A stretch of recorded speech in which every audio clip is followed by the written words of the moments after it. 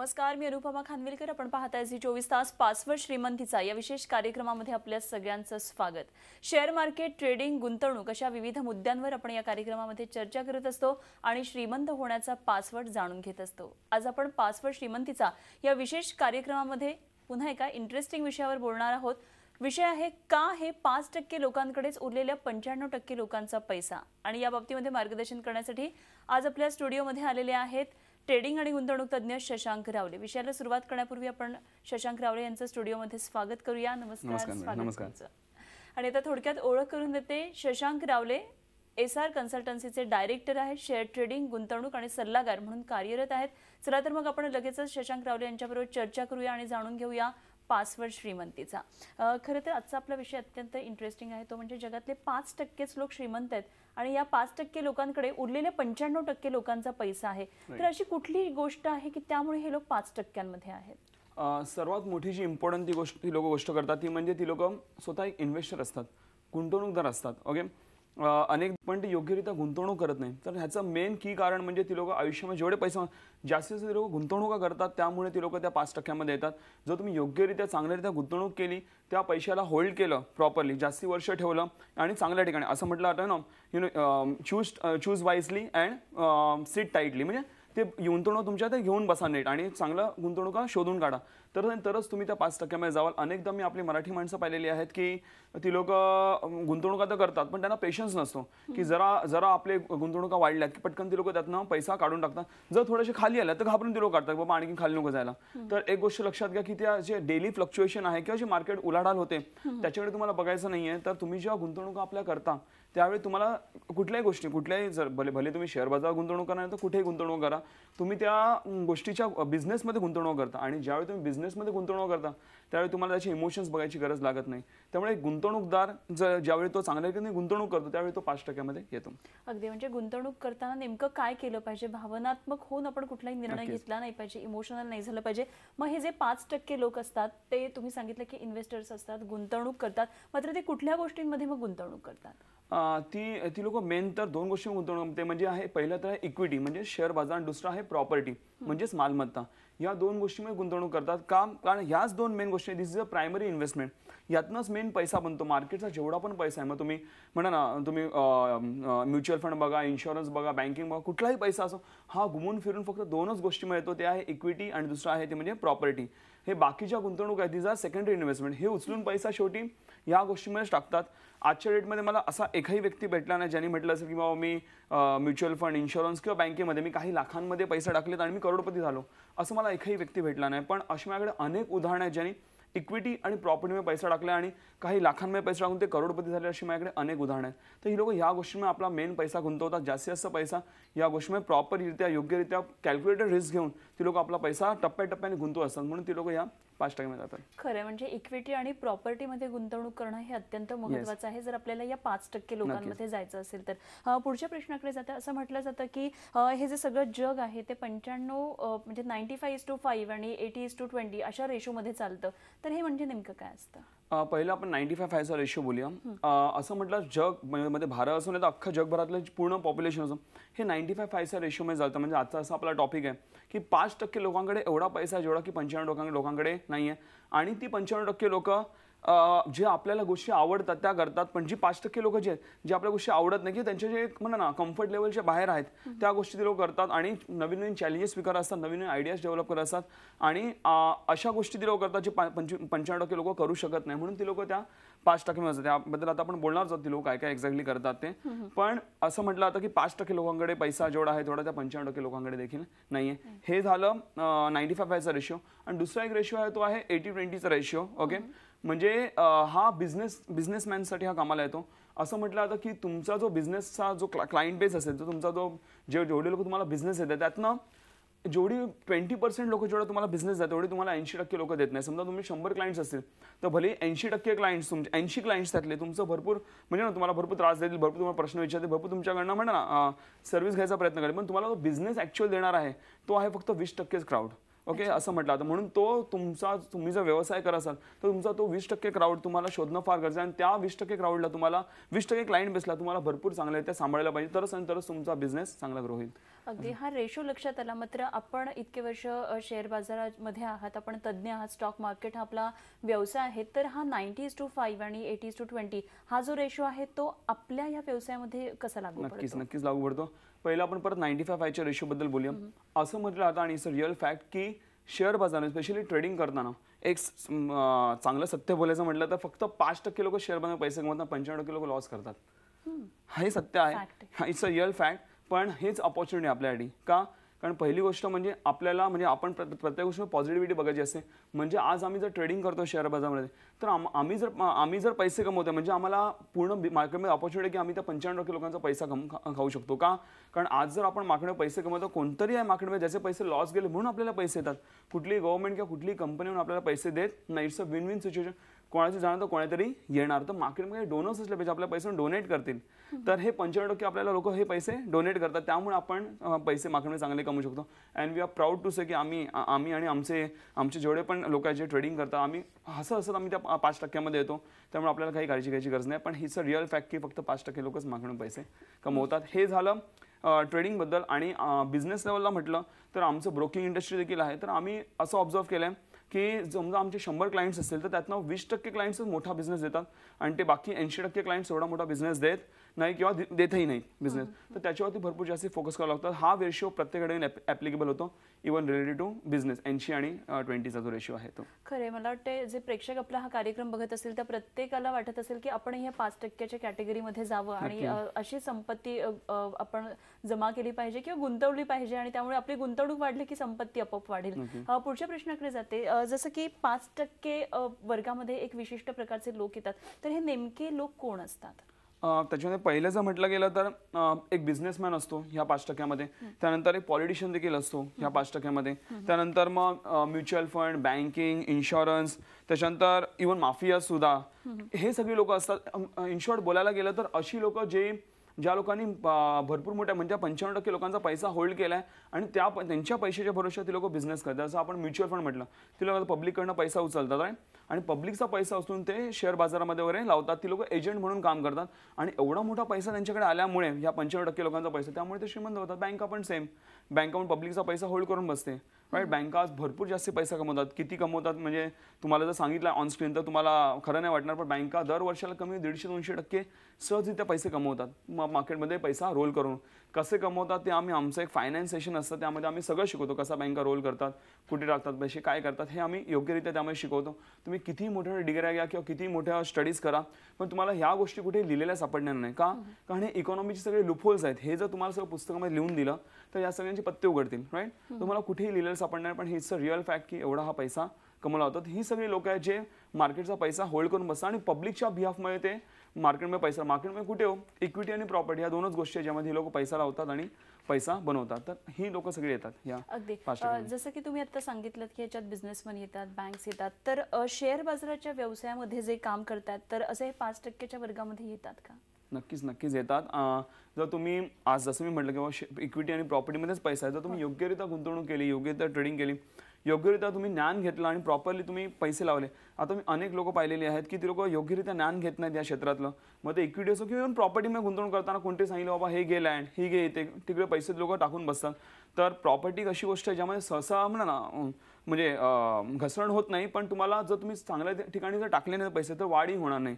तर असं आता मी जसं म्हटलं की ह्या दोन गोष्टी भरपूर चांगला पैसा आहे, पण जर तुम्ही कोणीतरी सांगितलं बाबा हे टाक किंवा तुम्हाला काय वाटलं हा शेअर घे, हे घे, असं मनात वाटलं असं केलं तर एवढं जर सोपं असतं तर मग सगळ्यांनीच केलं असतं ना. कोणी नोकरी आणि बिझनेस केला नसता. ओके. आणि ह्या गोष्टीमध्ये जर एवढा चांगला पैसा असेल तर तुम्ही ते एवढं सोपं नसणार. तुम्हाला त्याचं प्रॉपर योग्य ते ज्ञान घेतलं पाहिजे, त्याचा प्रॉपर स्टडी केला पाहिजे. ज्यासाठी आम्ही देखील मदत करतो तुम्हाला की बाबा आता आम्ही सगळ्यात तो स्टडी ऑलरेडी केलेला आहे, तर फक्त लोकांना आम्ही ऐकता येतं त्याच्यावरती फक्त त्या आम्ही जसं बोलतो ते लोकांना फॉलो करायचं आहे आणि त्या हिशोबाने ते लोक चांगले पैसे कमवू शकतात. पण या दोन मेन गोष्टी आहेत त्यामध्ये त्यांना फोकस केला पाहिजे. अगदी तसंच शेअर बाजारामध्ये आपण आहात, पण आणखी आर्थिक प्रगती जर आपल्याला साधायची असेल तर दुसरा कुठला तरी व्यवसाय निवडायचा असेल तर त्याबाबत काय सांगाल? पहिली गोष्ट मी असं म्हणतो माझ्या लोकांना की जर तुम्हाला खरोखर आर्थिक प्रगती करायची आहे, तुम्ही जर एखादी नोकरी करण्याची जेव्हा व्यक्ती असते ना, तुम्ही पाहिलं की त्यांना ते दुसरा कुठला इन्कम सोर्स शोधणं त्यांना मुश्किल होतं, कारण ते नोकरीमध्ये ते पूर्ण वेळ busy होतात. 10 ते 6 ते लोक बिझी असतात. तर त्यामुळे त्यांची जी प्रगती असते, इव्हन जेव्हा त्यांना सॅलरी मिळते तेव्हा जास्तीत जास्त 6, 7, 8% त्यांची वाढ होते त्या पगारामध्ये. ते असं वर्षाला त्यांनी विचार केला की मला 50% वाढ पाहिजे, तर ती लोक वाढू शकत नाही. पण एक बिझनेसमॅन असेल, जर त्यांनी विचार मला या वर्षी माझी 50% ग्रोथ पाहिजे माझ्या इन्कममध्ये, आणि जर त्यांनी योग्यरित्या चांगल्या त्याने काम जर केलं तर नक्कीच त्याला 50% ग्रोथ मिळते, जे आम्ही आमच्या कंपनीमध्ये देखील आम्ही ते करून दाखवलेलं आहे. ओके, तर हे करणं फार गरजेचं आहे. आणि सेकंडली तुमच्याकडे कधी एक गोष्ट लक्षात, तुम्ही जर नोकरी करत असाल किंवा व्यवसाय जे करत असाल, तुमच्याकडे सेकंड इन्कम सोर्स नक्कीच असला पाहिजे. पहिली गोष्ट मी माझ्या आयुष्यात ठरवली की आता आम्ही शेअर बाजार व्यवसाय करतो, तर नवीन कुठल्या व्यवसायामध्ये उतरणं म्हटलं तर ते थोडं डिफिकल्ट देखील होतं. म्हणजे तुम्हाला त्याचं भरपूर चांगलं ज्ञान घ्यावं लागतं, भरपूर ना त्याच्यामध्ये तुम्हाला गुंतवणूक तर करावी लागतेच, पण ज्ञान असणं पण फार गरजेचं आहे. तर म्हणून मग मी विचार केला की आमच्या व्यवसायामध्येच आम्ही सेकंड इन्कम सोर्स शोधू, हे माझा पहिला विचार होता. म्हणजे ज्याने का आता आम्ही ट्रेनिंग्समध्ये पण आहोत, ब्रोकिंग इंडस्ट्रीमध्ये पण आहोत, ॲडवायझरीमध्ये पण आहोत, पर्सनल ट्रेडिंग आहे, पर्सनल पोर्टफोलिओ, प्रत्येक गोष्टी आहेत. म्हणजे एकीकडनं इन्कम कमी झाला, दुसरीकडनं इन्कम आपल्याला येत राहतो, जे की तुम्हाला देखील करायचं आहे. तुम्ही व्यवसाय किंवा इव्हन नोकरी जरी करसाल, तुमच्याकडे दुसरा एक इन्कम सोर्स हा असला पाहिजे. आता ते झाल्यानंतर मग मी माझ्या आयुष्यात ठरवलं की आपण प्रॉपर्टीमध्ये बिझनेस करायचा. कारण जसं मी म्हटलं की इक्विटी आणि प्रॉपर्टीमध्ये पैसा आहे. आम्ही ऑलरेडी इक्विटी मार्केटमध्ये आहोत, तर प्रॉपर्टी मार्केटमध्ये देखील आमच्या गुंतवणुका योग्य वेळोवेळी होतच असतात. त्यामुळे देखील पण दीर्घकालामध्ये तुम्हाला भरपूर चांगला फायदा होतो. कारण एक गोष्ट लक्षात घ्या, प्रॉपर्टी इज अ स्केअर्स रिसोर्स पहिली गोष्ट, आणि property is a basic need. आपण जसं म्हणतो ना, अन्न वस्त्र निवारा, तर निवारा इज अ बेसिक नीड. जनसंख्या वाढत चाललेली आहे, पॉप्युलेशन वाढते, पण जमीन वाढणार आहे का नाही वाढणार आहे, तर ते रिसोर्स स्केअर्स म्हणजेच त्याचा डिमांड वाढत जाईल, पण सप्लाय काय होणार नाही. त्यामुळे त्याचा रेट हा वाढणं म्हणलं ना 100% आहे. त्यामुळे तुम्ही प्रॉपर्टीमध्ये योग्यरित्या गुंतवणूक करा. भले तुम्ही छोटी अमाऊंट टाका, काही फरक नाही, छोटी प्रॉपर्टी घ्या, पण ह्या रेसमध्ये नक्की उतरा, तरच तुमची प्रगती होईल. अगदी आपण आणखी चर्चा करणार आहोत, तुमच्याकडून आणखी टिप्स जाणून घ्यायच्या आहेत. मात्र इथे वेळ झाली एका छोट्याशा ब्रेकची. कुठे जाऊ नका, पाहत राहा झी24 तास, पासवर्ड श्रीमंतीचा. पासवर्ड श्रीमंतीचा या विशेष कार्यक्रमामध्ये पुन्हा एकदा सगळ्यांचं स्वागत. आणि आजचा विषय खूप इंटरेस्टिंग आहे, आपल्या लक्षात आलेलंच असेल.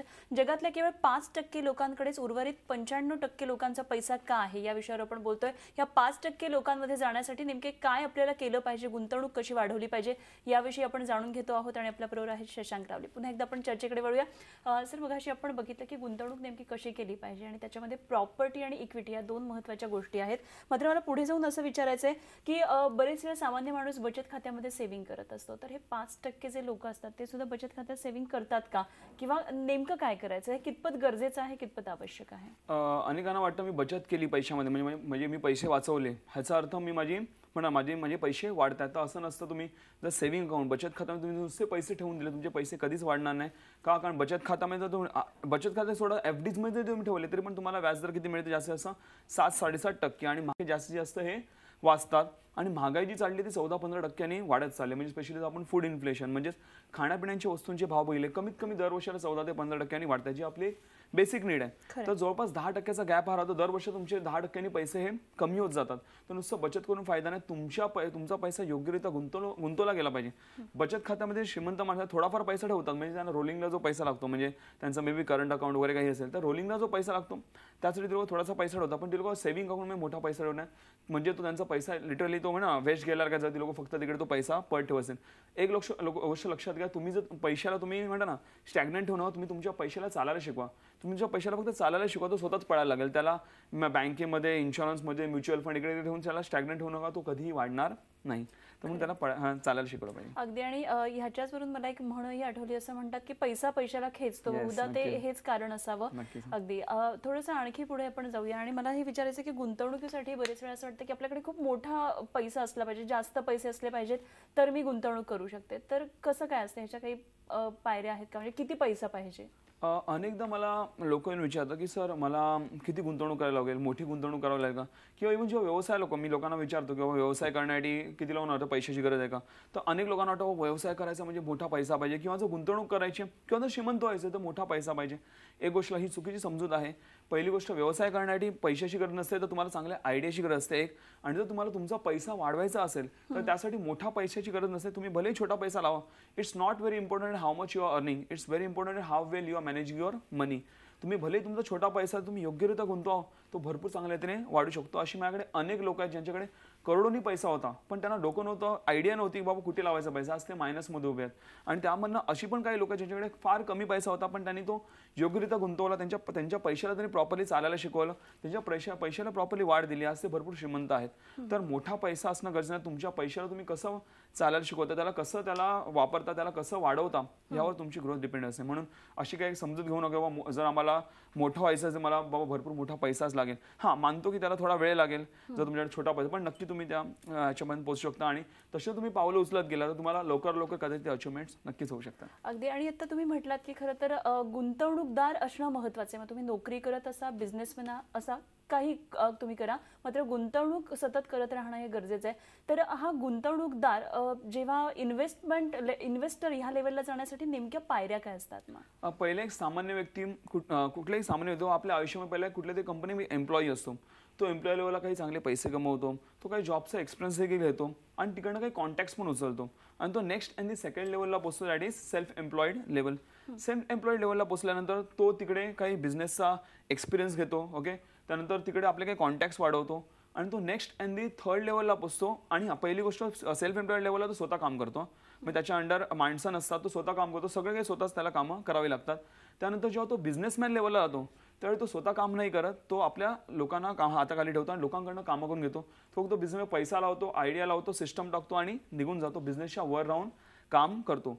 आता बिझनेसमॅन लेवलला तो जाऊन चांगले ज्यावेळी पैसे कमवतो, तो त्यावेळी तो नेक्स्ट अँड दी लास्ट लेवलला पोहोचतो, दॅट इज इन्व्हेस्टर लेवलला. आणि ज्यावेळी तो इन्व्हेस्टर लेवलला पोहोचतो, चांगल्या गुंतवणुका करतो आणि त्यावेळी तो आपल्या पैशाला चालायला शिकवतो. एवढ्या दिवस तो बिझनेसमॅन लेवल पण स्वतः तो पैशासाठी काम करत होता. आता ज्यावेळी तो इन्व्हेस्टर लेवलला होतो त्यावेळी त्याचा पैसा त्याच्यासाठी काम करायला लागतो आणि तेव्हा तो खरोखर श्रीमंत बनतो. त्यामुळेच मी असं म्हणतो की बिझनेसमॅन कधी श्रीमंत नसतो, एक गुंतवणूकदार श्रीमंत असतो. आणि ज्यावेळी तुम्ही समजा शेअर बाजारामध्ये तुम्ही पैसे गुंतवत असाल तर तुम्हाला बाकी सगळे स्टेप्स फॉलो करायची गरज लागत नाही, तुम्ही डायरेक्टली इन्व्हेस्टर बनता. आणि हेच कारण की त्यामध्ये भरपूर चांगला पैसा आहे. खरं, त्यामुळे एक चांगला गुंतवणूकदार होण्यासाठी आपल्याला ज्ञानही आवश्यक आहे आणि ते आपण करता, आपण कार्यशाळा घेता, या कार्यशाळांविषयी आपल्याकडून जाणून घ्यायचंय. मात्र वेळ झाली एका छोट्याशा ब्रेकची. कुठे जाऊ नका, पाहत राहा झी 24 तास, पासवर्ड श्रीमंतीचा. पासवर्ड श्रीमंतीचा या विशेष कार्यक्रमामध्ये पुन्हा एकदा सगळ्यांचं स्वागत. आणि आज आपण बोलतोय की 5% लोक जगातले श्रीमंत का आहेत आणि याविषयी आपल्याला मार्गदर्शन करतायत शशांक रावले. पुन्हा एकदा आपण चर्चेकडे वळूया. आपण मग अशी गुंतवणूक कशी करावी, चांगला गुंतवणूकदार होण्यासाठी काय करायचं, ह्याच्या खूप छान टिप्स दिल्यात. निश्चित आपले जे झी 24 तासचे प्रेक्षक आहेत, जे आता आपला कार्यक्रम पाहत आहेत, त्यांनाही वाटत असेल की आपणही 5% या कॅटेगरीमध्ये जावं. त्यांना तुम्ही कशी मदत कराल? पहिली गोष्ट, आम्ही ही गोष्ट करण्यासाठी आम्ही वेळोवेळी प्रयत्न करत असतो. आम्ही जास्तीत जास्त लोकांमध्ये जास्तीत जास्त गुंतवणुकीचं आणि ट्रेडिंगचं ज्ञान द्यायचा आम्ही प्रयत्न करतो. कारण मी अनेकदा लोक पाहिले की जे लोक पैसे तर कमवतात, मग आपल्या पैशाला कशी वाढ दिली पाहिजे, कुठे गुंतवण्याचं त्यांना ज्ञान नसतं. तर तुम्हाला आम्ही एक शाश्वती देतो की बाबा तुम्ही जर आमच्या कार्यशाळा देखील असतात, त्याबद्दल आपण बोलणारच आहोत. तर त्यामुळे तुम्ही जर अटेंड केलं तुम्हाला भरपूर चांगलं ते ज्ञान मिळेल. बाबा आपण कुठे कुठे चुका करतो आणि ह्या लेवलपर्यंत कसं पोहोचायचं. ही श्रीमंत माणसं जी आहे, 5% माणसं, ही लोक नक्की काय करतात, ही लोक नक्की पैसे कुठे गुंतवतात, काय त्याचं, आणि लोक कुठल्या चुका नाही करत, कुठल्या चुका करतात, सगळं या गोष्टीचं प्रॉपर नॉलेज हे तुम्हाला आमच्या कार्यशाळेमध्ये प्रॉपरली मिळत असतं. आणि त्यामुळे असे अनेक आमचे लोक आहेत ज्यांनी फायनान्शियली भरपूर चुका केलेल्या आहेत, त्यांनी आज भरपूर चांगली ग्रोथ केलेली आहे. इव्हन अशी अनेक लोक आहेत ज्यांचं आज घर फक्त पॅसिव्ह इन्कम, म्हणजे त्यांच्या गुंतवणुकीवर त्यांचं फक्त घर चाललेलं आहे. फक्त ज्या त्यांनी गुंतवणुका केलेल्या आहेत त्याच्या, म्हणजे आता शेअर्समध्ये म्हटलं तर त्यांना डिव्हिडंड्स वगैरे मिळतात, बोनसेस वगैरे मिळतात. जर पॅसिव्ह इन्कम बोलायला गेलं तर ना, इंटरेस्टच्या रूपात असू शकतात, डिव्हिडंडच्या रूपात किंवा रेंटच्या किंवा प्रॉफिटच्या रूपामध्ये हे पॅसिव्ह इन्कम असतात. त्यामुळे हे चांगल्या रीतीने पैसे आज कमवतात. तर तुम्ही नक्कीच या पाचण्यात जाऊ शकता. अगदी. तर मग या कार्यशाळा नेमक्या कुठे होणार आहेत, कधी होणार आहेत, त्याविषयी आपण प्रेक्षकांना सांगूया. आता आपल्या जे कार्यशाळा आहेत त्या मुंबईमध्ये दादर या ठिकाणी 7 तारखेला आहे. त्यानंतर मग ठाणे या ठिकाणी 8 तारखेला कार्यशाळा आहे. त्यानंतर पुण्यामध्ये 14 तारखेला आहे. त्यानंतर कोल्हापुरात 16 तारखेला कार्यशाळा आहे ह्या महिन्यामध्ये. आणि त्यानंतर शेवटी नाशिकमध्ये 23 तारखेला आपल्या कार्यशाळेत. त्याचे डिटेल्स तुम्हाला स्क्रीन्सवरती येत असतील. तुम्हाला कुठलेही डिटेल्स पाहिजे तर फक्त आमच्या नंबर्सवरती फक्त एक छोटासा मिस कॉल मारून सोडा. ओके, तुम्हाला पूर्ण डिटेल्स आमच्या SMS थ्रू तुम्हाला येऊन जातील सगळ्या कार्यशाळांचे. मग त्यातनं कुठली अटेंड करा तुम्ही तुमच्यावर डिपेंड आहे. तुम्हाला सगळ्या कार्यशाळा डिटेल्स येत जातील. फक्त छोटा एक मिस कॉल मारा आणि यासाठी कुठलीही रजिस्ट्रेशनची गरज नाही. तुम्ही डायरेक्टली त्या कार्यशाळेमध्ये येऊ शकता. तुम्हाला नोंदणी वगैरे करायची गरज नाही. टोटली फ्री कार्यशाळा आहेत. खरं. आणि मला वाटतं महाराष्ट्रात 5 ठिकाणी या कार्यशाळा होतात. जसं की उत्तर महाराष्ट्रातले लोक नाशिकमध्ये येऊ शकतात, तसंच मुंबई आणि ठाण्यामध्ये सुद्धा मुंबई आणि कोकणातले लोक येऊ शकतात. पश्चिम महाराष्ट्रासाठी आपण कोल्हापूर आणि पुण्यामध्ये कार्यशाळा घेतोय, त्याच्यामुळे संपूर्ण महाराष्ट्रातून लोक या कार्यशाळेचा अगदी येऊ शकतील आणि अटेंड करू शकतील. तसंच सदरांनी आता एक जी महत्त्वाची माहिती दिली ती म्हणजे कार्यशाळा पूर्णपणे मोफत आहेत. आपण रजिस्ट्रेशनची कुठलीही गरज नाहीये, केवळ एक SMS करायचा आहे किंवा दिलेल्या नंबरवर मिस कॉल करायचा आहे आणि आपण ही कार्यशाळा अगदी फ्री अटेंड करू शकतो. सर, या कार्यशाळेमध्ये येण्यासाठी कुठली अर्हता आहे का, काही एलिजिबिलिटी आहे का, कोण नेमकं अटेंड करू शकतो? असं अशी काही एलिजिबिलिटी नाही, कोणीही येऊ शकतं. एक वयोवृद्ध व्यक्तीपासून एक लहान म्हणजे कॉलेज स्टुडंट्स किंवा इव्हन शाळेपासून कोणी येऊ शकतं. जेवढं जास्तीत जास्त तुम्ही म्हणा ना लवकर वयामध्ये तुम्ही शिकाल या गोष्टी तेवढं भरपूर चांगलं आहे. आता इव्हन आम्ही अनेक कॉलेजेसमध्ये वगैरे देखील अवेअरनेस प्रोग्राम करत असतो. आज जेव्हा एक व्यक्ती जेव्हा कुठे म्हणजे हे करते एज्युकेशन घेते आणि त्यानंतर जेव्हा नोकरी किंवा बिझनेस करायला जाते तेव्हा त्यांना ह्या गोष्टींचं ज्ञान असणं फार गरजेचं आहे. कारण मी पाहिलेलं अनेक लोक म्हणजे त्यांना ह्या गोष्टी नॉलेज नसतं, ती लोक आलेला पैसा फटाफट उडत जातात. तुम्हाला लवकर योग्य वयामध्ये तुम्हाला हे सगळं करणं गरजेचं आहे, जे आम्ही तुमच्याकडे कोणी येऊ शकतं त्यामध्ये. अगदी आज आपण 5% लोक श्रीमंत का असतात ह्याचं जे सगळं गुपित प्रेक्षकांना सांगितलं आणि खूप छान इन्व्हेस्टमेंटच्या टिप्स दिल्यात त्याबद्दल खूप खूप धन्यवाद. आणि यानंतर 5वे श्रीमंतीचा या विशेष कार्यक्रमामध्ये आपण इथेच थांबतोय. पाहत रहा झी 24 तास आणि रहा एक पाऊल पुढे. झी 24 तास रहा एक पाऊल पुढे.